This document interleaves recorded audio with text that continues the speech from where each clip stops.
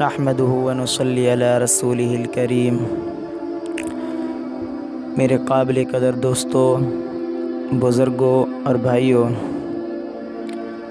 لکڑی ہوتی ہے جس کی آپ آگ لگاتے ہیں، لکڑی ہوتی ہے جس کا آپ فرنیچر بناتے ہیں،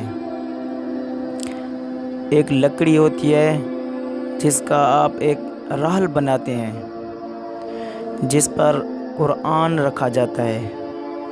جب آپ قرآن اٹھاتے ہیں تو اس وقت رحل بھی اٹھاتے ہیں، جب قرآن رکھتے ہیں اس وقت رحل بھی رکھتے ہیں۔ جیسے قرآن کا احترام کرتے ہیں ویسے رحل کا بھی احترام کرتے ہیں۔ کسی اور کو رحل پر چڑھنے کی اجازت نہیں دیتے، اس کے اوپر سے گزرنے کی اجازت نہیں دیتے۔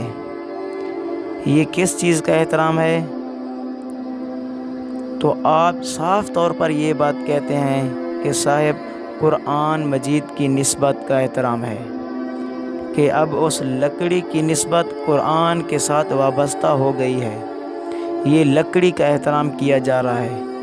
کپڑے کی نسبت قرآن کے ساتھ ہو گئی ہے، کپڑے کا احترام کیا جا رہا ہے۔